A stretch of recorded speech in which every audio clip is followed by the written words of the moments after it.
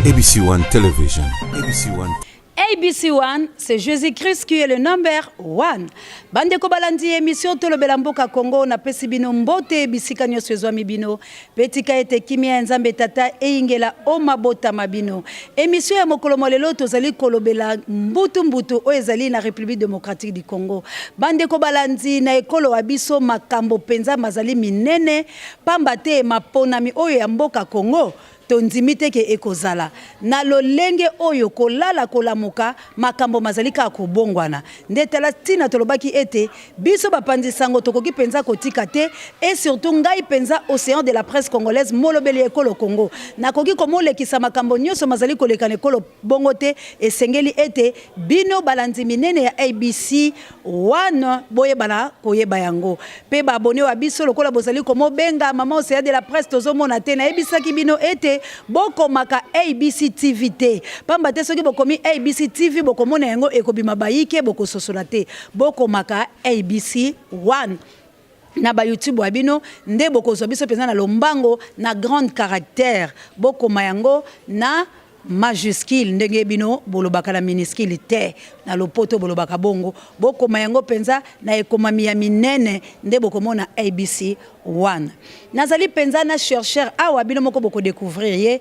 po ete to lobela makambo ya mboka po ete bato banso bazali kobenga nga balobi bakoleka émission kaka na mois ya juillet bakomo lobela bakobombela kote mois ya juillet yango eloko ni bazali komo lengele kufa ya population congolaise to bazali komi lengele kosala mboka Congo mabe moko po ete biso loso to sila po ete lesengo ya bato moko yango lelo tolingi to molobela yango po boyebi ete moi j'aime dire tout ce que les gens disent tout bas et sengeli to solola na bino elongo kasi yambo penza na présenter bino invité ya biso ya mokolo malelo bobo meseni boyebi ete na lingaka penza na pesa bayebangai pe la patrona oyangai Chantal ya mama mapasa bambote ebele nde penza la bandaka la bino po ete bozali bakonzi wangai bino ba abonné ya 3W ABC One mbote na bino pe na bino bato bozali ko s'abonner sika oyo mbote penza ya yo mama Chantal ya la patrona mama mapasa mama ya ba mapasa na ye Rebecca na Bianca mbote mingi pe na pesi penza molonga ni wayo papa Osé mbote euti bongo epa ya océan de la presse kimia nzambe tata eingela epa ya bino badongolo miso bakolonga bino te bakoyoka soni poète tant tolobaka ABC One c'est Jésus-Christ qui est le number one et ça la kama sekité to tchande la ABC Yesu Christ moto ya yambo c'est que batono so ya ABC basimba mepa ya nzambe tata tika kimia nzambe eingela o libota wabino mbote na yo penza mama Sylvie Mbenza mwasi ya elengi mwasi ya solo mwasi yo atonda mpifo ndenge nga na lobaka mama Sylvie Mbenza ya yo yangwana euti pa ya océan de la presse congolaise Sandra Nila atako balobi ya yo nanga sukase éternellement bokanise na lobali wate yangani liwate éternellement atako la bungisi molimo na ngala sela moyi mena lola na ko intercédaka kaka pona Sandra Nila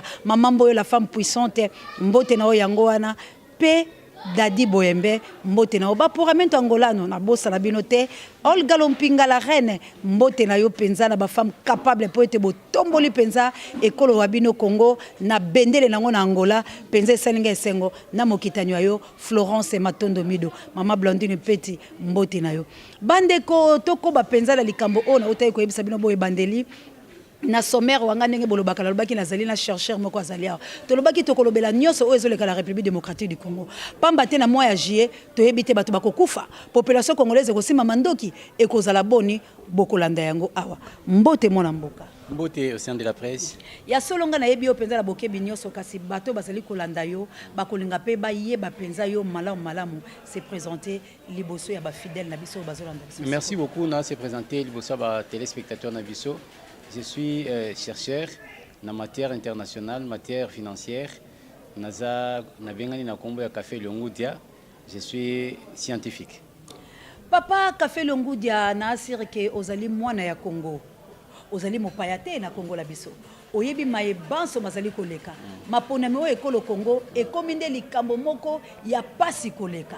Kasi tomona ki ete bato ya 5 saba miyangala ki mikolo eleki. Toyebi tina ya makambo na bango te. Soki bazali ko compléter so bazali ko sala boli. Tomoni mbela ya bato basusu oyo basangana ki na ngambo ya ba chrétien ya ba catholique balobi ete na mois ya juillet soki kaka mwana mboka Joseph Kabila ameki kaka kocha mongolo to ayena bato ya FCC wana population esimba mandoki po ete to bengana na makasi na likambono lingi koloba boni te. J'aimerais simplement corriger le mot par rapport à la déclaration. C'est le comité laïque à coordination catholique. Le but est que dans le mois de juillet, il y a aussi qui veut le but simplement que ceux qui ont une bonne volonté, na le Joseph Kabila, où il y a traduire bonne volonté, il y a décrisper environnement politique, na au Italie, il y a troisième mandat, la population congolaise va se prendre en charge. Pour se prendre en charge, ils ont besoin population congolaise la mandoki te. Population congolaise est faible, mutilo sa yebi yango. Bino moko bato na mayele bolobi, la ventre affamé na point d'oreille. Population congolaise assis à kufa kalazo zelaka kopola. Bo bino bo tinda lisu na population congolaise on se prendre en charge. Cela veut dire bato basengela ki ba bundela ye, bango ba mo wanga li peuple congolaise. Balobi siko yo moko telema, siko ko telema na nini? C'est que lokoluka ba mandoki. Te, za koluka mandoki te balobaka un peuple bien préparé moralement pour assurer la défense de ses propres intérêts plus puissants comme une bombe atomique. Et ça, le peuple peut se prendre en charge dans un moyen pacifique, conformément à l'article 64 de la Constitution de la République, où il lobby, tout Congolais a les droits et les devoirs sacrés de défendre l'intégrité nationale et de faire échec à un individu, à un groupe d'individus qui prendra le pouvoir ou l'exercera en violation de la disposition de la présente Constitution. Donc, le peuple peut se soulever dans le cadre de la révolution populaire, tout le monde a se soulever et on a fait même citer des régimes les plus autoritaires. À titre d'exemple, au monde en Libye, au monde en avant, en printemps arabe, Manduki est tambola qui pense à mingi na ba révolution yon sotuana. Il y a un des comité loïque balobité, ceux qui vraiment président Kabila a la qui bonne volonté. Il y a se représenter par rapport à un mandat, il y a troisième mandat, la population congolaise à s'assumer, à se prendre en charge. Moi, je na boyo te bande kopea baso kolanda biso na tando eke pete bazali partout dans le monde et miso la bango pena balanda kana bokebi. Mais kana nuko symbole loko la poto za la penza ndenge bilo mo boloba ka ba hypocrite te. Tolandi ba marche nyonso oyo ba catholique basali. Bato bakufi boni. Les 19 biso moko to mona kiawa. Peuple meki kaka etelema et se soulever. Bakufa ki boni. Ba boaki bango ba pese ba mabota na bango ba 5000. Nazana libota moko la kozola bilo mikolo bizali koya. Bazwa ata 5000 wana te. Mwana bango kufa ki les 19. Ti lelo oyo ba molandela kabilo kwango ba komi kutunde ko beta ka bango ba benga ki ngala kozwa libota na promettre bino bango mo bakoloba. Ezali na bato bazali ko moziki sa bango na ndako. Mwana mobali moko soka zali lusha ou bien na elisika na yeboko toko kelepela libota na ye baziki saki ye na gouvernement en place na ndako. Mikolo kaka libota na benga ki biso. Mususu pe azali ba lever azali ko mona na te. Rossi yo akufa ki le 25. Boni bomoni pemeleza ki saboter. Oyo bakundi tozali komoye batezala ka Rossi to Rossi te pona mama ye mona biso awa to yebi bibembe boni ekundi dans une semaine poli mais amona mobana sali 3 mois est-ce que ba pesa ki biso ye to yete okotika la koyebisa ngake peuple wala modèle ni boko sensibiliser pour azala nzala pour ete à se prendre en charge. Il faut voir au sein de la presse na histoire récente ya mboka na biso tango gouvernement alingi asala a conditionné tenue ya ba élection présidentielle na recensement au monaki peuple a télémaki va retirer à disposition wana que tu organiser sous élection te kasori recensement et salami disposition na ileka kate c'est pour te faire voir que rien à travers le monde est dépasser papa wana po kabila po nani mwana mboko akufaki molimo ne mope malakimia père de la démocratie Tshisekedi wa Mulumba papa langa na ko bosala ote yenda zalaki abane ko simer responsabilité wana alobi ete e koki komo sala maté parce que ceux qui bolobi bo recenser batulo sur l'école ko 4 ans po ya zalaki leader a telemaki lelo ya kufi nani a côté le mena pepe comme bon esprit à Tshisekedi zaki ke na mutute azaki esprit. Ce qu'on a très bien inspiré, on a étikali na baoba, tikali na kati IDPS, naza bien sûr mon IDPS te, mais non ce qu'on a très bien ce qui ba télémi au monde a pensé que ba donne politique et changeaka. Moi na mboka lokuta Félix, o ba finge imatir na bata palu.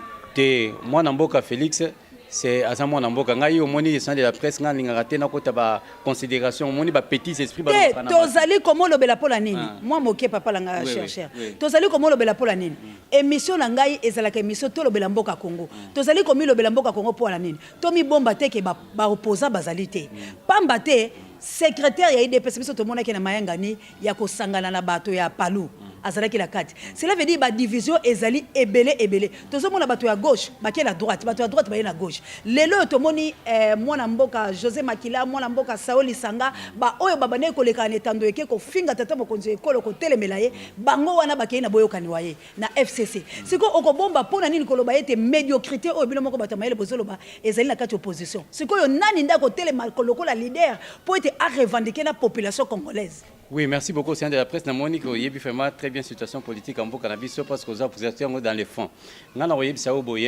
Aujourd'hui, on a par rapport à Tshisekedi qui avait de la conviction.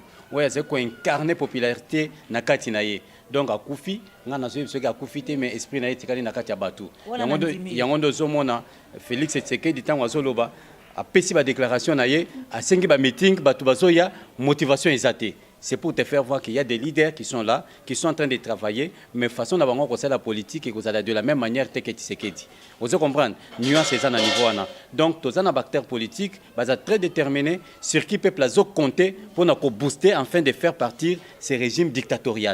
On a tous vraiment basali, mais il suffit simplement de comprendre que l'incarnation intérêt général et ça alternance pour sauver la démocratie dans le cannabis.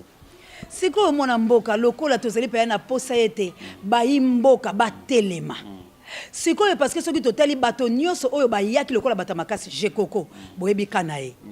Azali wapi sikoyo mwana mboka zo subaka makila to lakisaki la bino awa et des alités Franck Diongo oyo ya telemaki ye pasaki même mana kaona na prison ko suba makila ba torturer mwana mboka lelo azaka ya kokangama mwana mboka Bemba Gombo boyebi sor na ye ayaki mwa ko telema mwana ba soda wa ye boyebi bisika ni asukaki lelo atako bazali ba libérer est-ce que to yebi soki akoyela kishasa to akoyate atako za na liberté la ye sikoyo nani penza bato bachaki motema la mwana mboka Félix Tshisekedi kasi to bombate Félix Tshisekedi akene ko signer mongoloto na bato apalu soki secrétaire waye ya IDPS a telemaki makasite mbelelo asangana bato apalu mais sikoyo toyoki ete akei ko sangana na Moïse Katumbi bazali ba associé kasi ozali ko mona te papa waye azalaki kotelemela bato bayike na makambo ebele azalaki lokola opposant moko ye moko la République démocratique du Congo o azalaki komi bundisa ba opposition nyos mais lelo oyo molimo te ya papa na ye mwana mboka Félix azo refléter yango te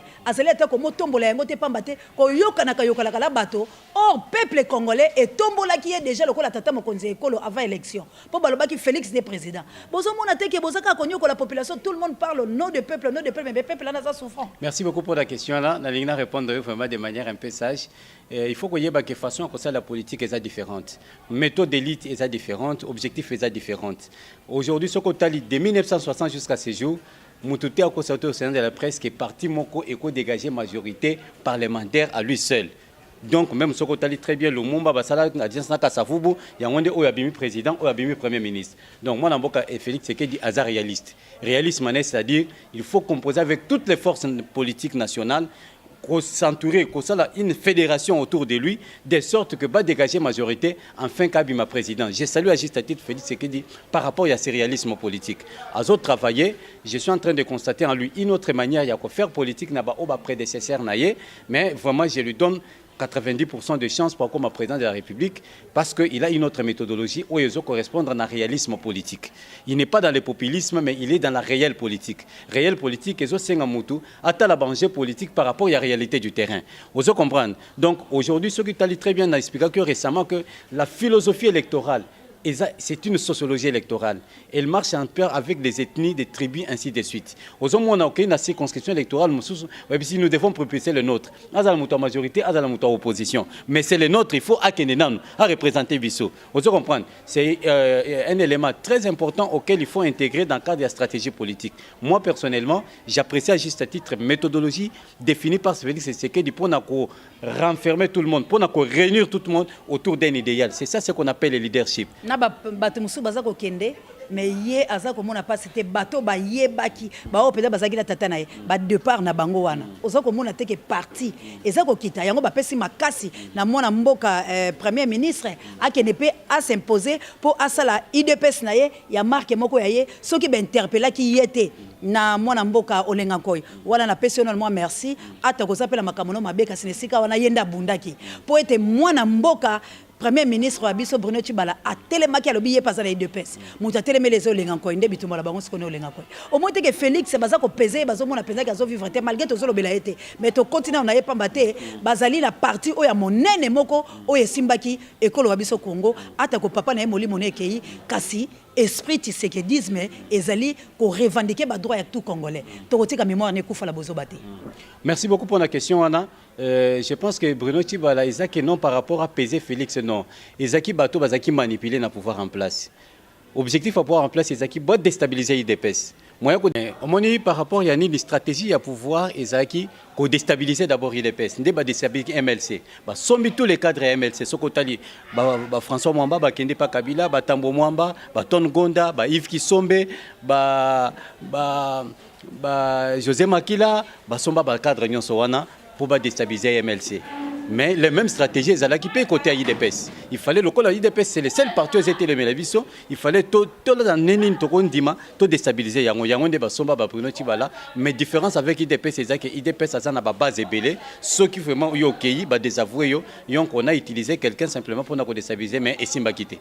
Bande ko balandi bozali penza kolanda biso la bokebi nyoso pamba te o tozali kolobela ezali marié oyo matali bana mboka surtout ba jeune ba yike o bozali kotanga makambo tozali koloba bolekisa yango te ndenge bino moko bato mayele bolobaka inaperçu ezali likambo ya congolais nyonso bisika nyonso oyo ozali mwana mboka Henri bozali na Turquie bolobi bozali kolanda émission oyo Henri Kitobila bino nyonso botelema po ete bozali bana mboka bobimi mboka pola nini polo passe ezali nzala monyoko misali ezali te partout o bozali Rita Mawete nazali ko benga bino ozali bongo na Londres Chantal Fitina ozali bongo na Canada bino banso ba oyo bozali ko émission pe bolobi bo s'abonner na yango nazali ko yebisa bino ete boyebisa ba peuple congolais bo benga bango bisika nyoso bazali balamuka pamba te mboka wa bango soki ezindi mbala oyo na yebisi bango Nzambe akokita te pamba te Nzambe asapesi biso nyonso mayele ya komanyola ete oyo ezali mbeba